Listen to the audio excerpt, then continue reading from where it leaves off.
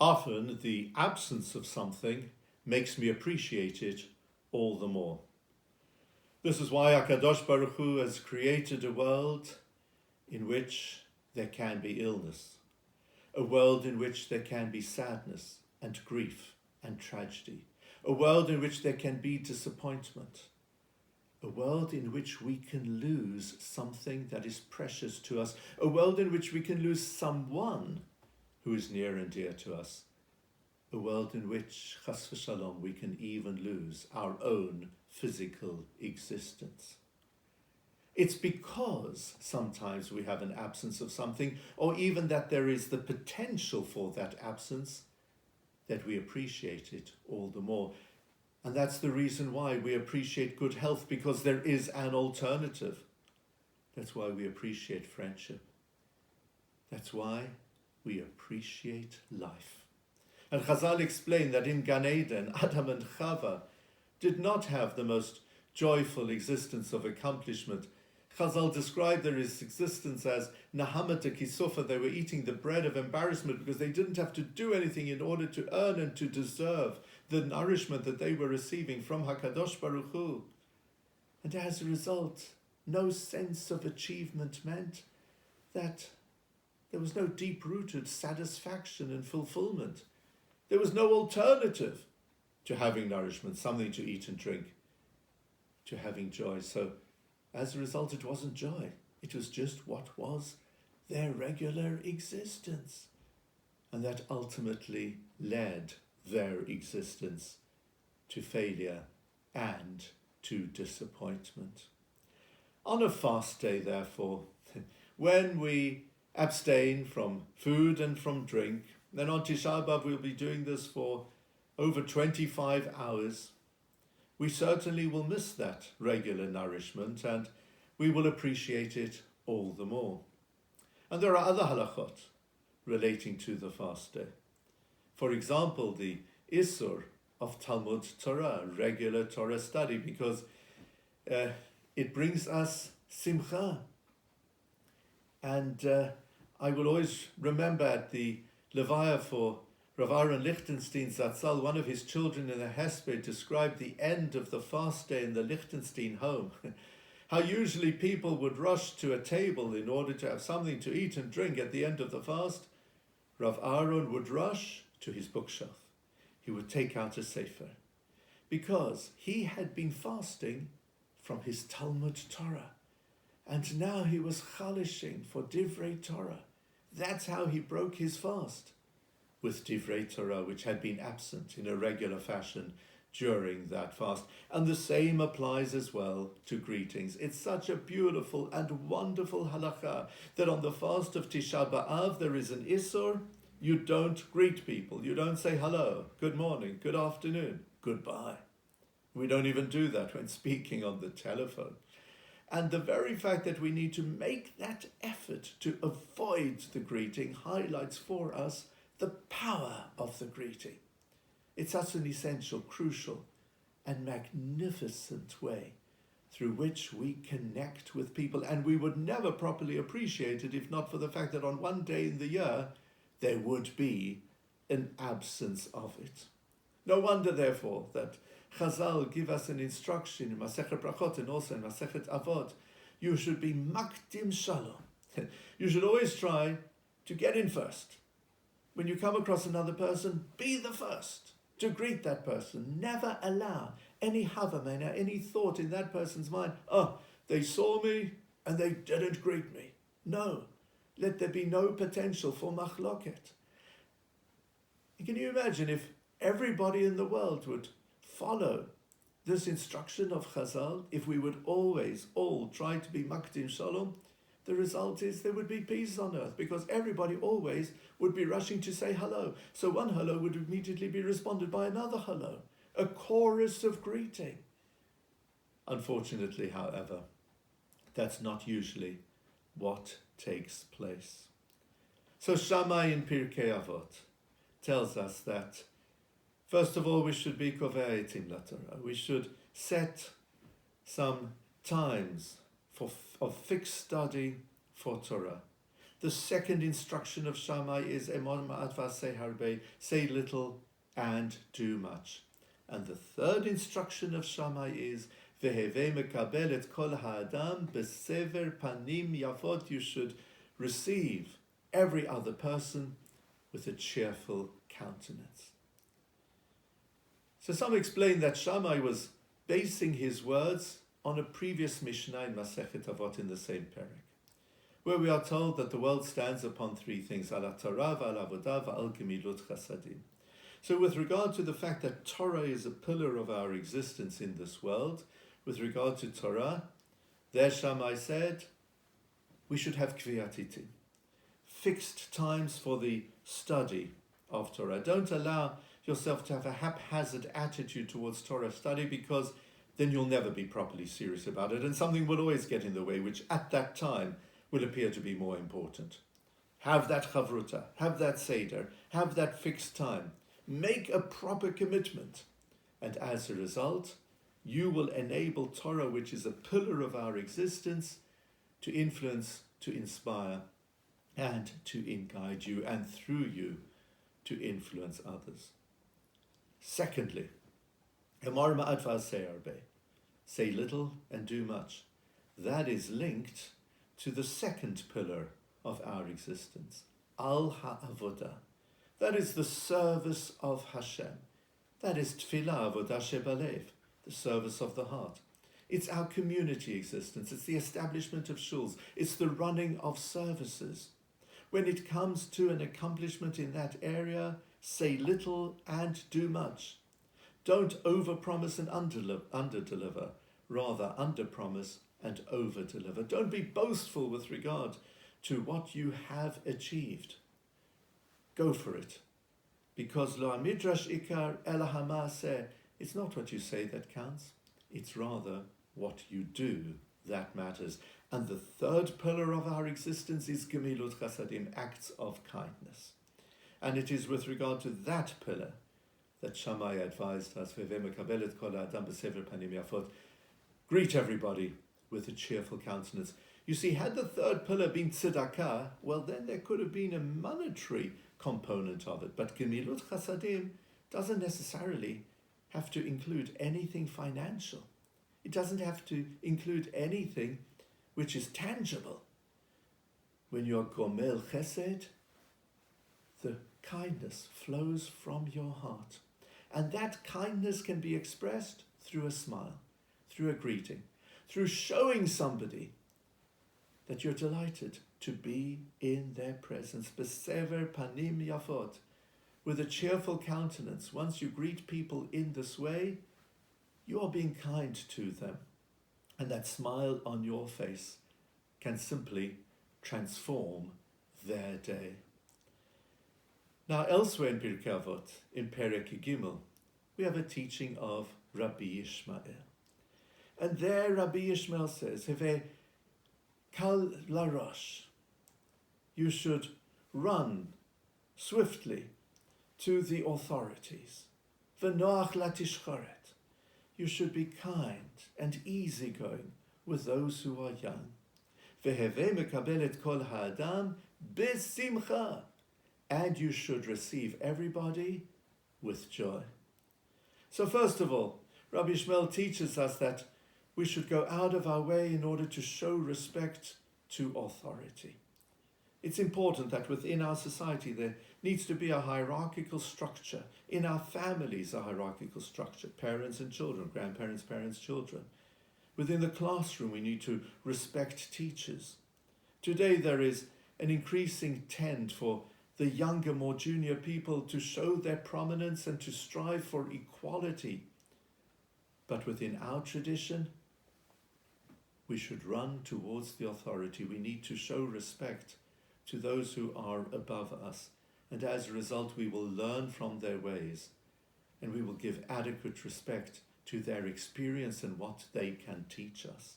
And also, noach latishcharet, let's go towards those who are younger than us and be easygoing with them, because they haven't yet learnt all the lessons of life. They don't have that much experience.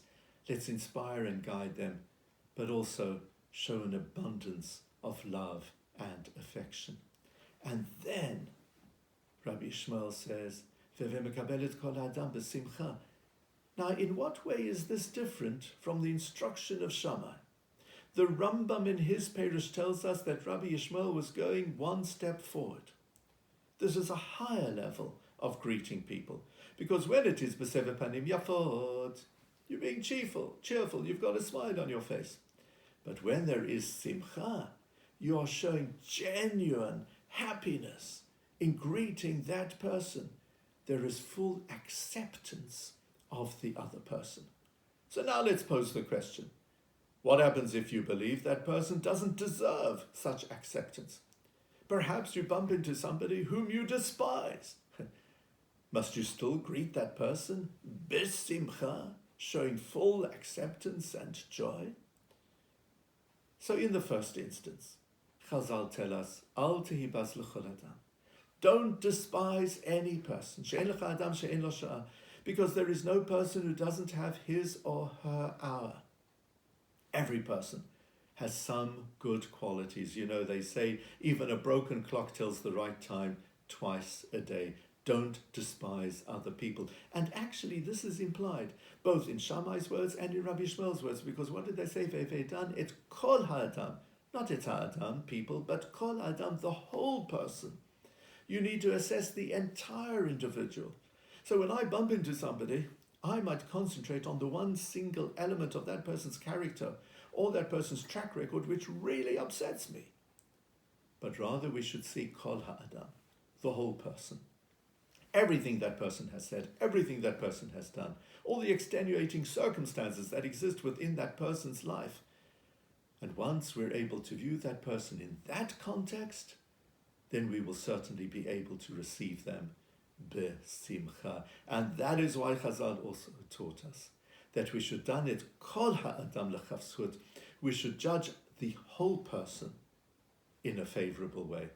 If you only limit your understanding and your judgment of a character to one specific item, then you're not going to be giving any benefit of the doubt. But if you see kol ha'adam, the entire person, where that person is coming from, all details surrounding the background to that person, the extenuating circumstances, then you'll be able to judge people favorably. And this includes things that you don't know. So let's presume there are lots of things that I don't know. If I knew them actually, I would come to regard that person as being a far greater tzaddik than I myself am. This is the power of the greeting. The extent to which we need to be kovesh etzayesa, sometimes to bite our lips and to go out of our way to show joy when we see others. There's a fascinating passage of Gemara in Masechet Brachot of Yud Amud Aleph relating to a greeting. Amar Rav Hamnuna. Rav Hamnuna taught. He brings a pasuk from Kohelet, Mikeh Chacham u'mi yodea peshet davar. Who is a wise person and who knows how to make a compromise? And his answer is, Mikeh HaKadosh Baruch Hu yodea lasot pshara ben shnei tzadikim. Who is like Hashem, who knows how to make a compromise between two tzadikim, ben Chizkiyahu liYeshayahu, between Chizkiyahu the king and Yeshayahu the prophet. So first of all, the pasuk, Mikeh Chacham u'mi yodea peshet davar. Who is wise and who knows how to make a compromise? Indicating, according to Shlomo HaMelech, that if you know how to make a compromise, you are a wise person. And the Hebrew word for compromise says it all. Pesher davar, a pshara. It comes from the term mayim poshrim, warm water. You see, the hot water can say, this warm water is actually hot. It warmed up a bit. Whereas the cold water can say, this warm water is actually cold. It's cold water which is now warm. Within a compromise, usually it is win-win. There is room for both sides to feel comfortable because to some degree they are both getting their own way. And HaKadosh Baruch Hu leads the way in making a compromise. So what was the historical context? within which HaKadosh Baruch Hu made that peshara, he made that compromise between two tzaddikim, Chizkiyahu and Yeshayahu. They were contemporaries. Chizkiyahu was the king, Yeshayahu the prophet. So HaKadosh Baruch Hu said to Yeshayahu, here is a nevuah, I want you to reveal it to the king. Chizkiyahu amar, later Yeshayahu gabai. And Yeshayahu amar, later Chizkiyahu gabai. Chizkiyahu said, the prophet must come to me. I am the anointed of Hashem. I am the leader of the people. I cannot compromise on the hierarchical structure at the top of which I am there as the king, the ultimate authority. The prophet must come to me. But the prophet Yeshayahu said, no, I represent Ruchaniyut. I represent none other than HaKadosh Baruch Hu himself, and therefore, even though he is the king, he must come to me. Neither one was willing to grate the other. So Me'as HaKadosh Baruch Hu, asked the Gemara. What did Hashem do? Hevi Yisurim al Chizkiyahu. He caused Chizkiyahu to be ill. Ve'amar lo Yeshayahu lechu bikeret hacholeh. And he said to Yeshayahu, go and perform the mitzvah of Bikur Cholim. Go and visit Chizkiyahu. And when you're performing that mitzvah, you will greet him and you will give the nevuah to him. And then the Gemara goes on to give us details which appear in Sefer Melachim of how Chizkiyahu said to receive the word from Yeshayahu, Kimei tata velo tichya, you're going to die, you're not going to live, Tzav levitecha, prepare your household. At that time, Chizkiyahu wasn't married. He refused to engage in the mitzvah of Prurvu. Yeshayahu gave him the message. Then Yeshayahu left his presence. Chizkiyahu turned his face to the wall. He davened to HaKadosh Baruch Hu, and Hashem answered his tefillot. So much is learnt about the dinim of tefillah from this particular episode, such as you should stand by the wall, you shouldn't have anything to distract you, and also, of course, the power of teshuvah, that Chizkiyahu was given an additional 15 years of his life. But for me, there is an additional, exceptionally powerful message here in this Gemara. It relates to the greeting. HaKadosh Baruch Hu, bichvodo uvematzmo. He himself intervened in order to guarantee that there would be a greeting. That prophet and king would say hello to each other, that they would engage constructively with each other, that there wouldn't be this standoff. And the two of them were the ultimate role models for the people. What would people say if they knew, he's refusing to say hello to him, he's refusing to him? There should never be such a situation. That's the power, the importance of the greeting. And that is why one of the 70 names of HaKadosh Baruch Hu is Shalom. You know, people grow up believing that in Hebrew, hello and goodbye have the same word, Shalom. It's not exactly like that. Hello is hello, goodbye is goodbye. It's just that the word we use to say hello and to say goodbye is the name of HaKadosh Baruch Hu, which is Shalom. And that name of Hashem, Shalom, indicates that Hashem is all about peace. And Hashem wants us to exist in a world which is filled with peace. As we say in our tefillah, Oseh Shalom uvarei et hakol. Hashem makes peace and he creates everything. And Chazal explain that if not for Shalom, there would be no value to everything that exists in this world. So when we say Shalom, we're saying, may Hashem be with you. And it's Hashem imachem, that's what we're saying. And similarly, when we depart from a person, we say Shalom, may Hashem be with you. HaKadosh Baruch Hu, through his name, is the most integral and essential part of the greeting itself. And this brings us to the spirit of the 3 weeks, the 9 days, and ultimately of Tisha B'Av. As is well known throughout the world, the primary lesson for us of this time relates to the ills, the dangers, and the poisonous nature of Sinat Chinam, causeless hatred, which brought about the Churban of our second Beit Mikdash. And as Rav Kook so beautifully taught, we need to have Ahavat Chinam, causeless love, to be the ultimate antidote to Sinat Chinam. So within our halacha of not greeting people on Tisha B'Av, Chazal wanted to inspire us throughout the entire rest of the year to always enthusiastically go out of our way to show our acceptance of others. By all means, let us have debates, let us have arguments, sometimes fierce ones, sometimes a machloket l'shem shamayim. But we should be attacking the substance of the issue and not the other person. And that's why in Tehillim we say, Ohavei Hashem sin ura. Those who love Hashem hate Ra. Not sin rishaim, hate the wicked, but rather sin ura. They hate that which is bad. We leave it up to HaKadosh Baruch Hu. Only He is the one who has the capacity to properly judge people, to know who is righteous and who is bad. But for us, let us judge Kol Ha'adam, whole people. Let us judge them lekaf zchut, in a favorable way. Let's give people the benefit of the doubt, and let's be ones who are able to be makdim shalom, and also to be mekabel kol adam b'sever panim yafot, with a cheerful countenance, and ultimately with simcha. Let us therefore utilize our fast day of Tisha B'Av, every single occasion that the greeting is absent. Let's remind ourselves of our responsibility to greet people favorably, to show that ahavat chinam, to show that ahavat Yisrael and that ahavat habriot. And as a result, we ourselves will contribute very powerfully to having a much better world in the future. I wish you all for Tisha B'Av a tzom kal, a good fast, a meaningful fast, and through this fast day, may we indeed have a better world.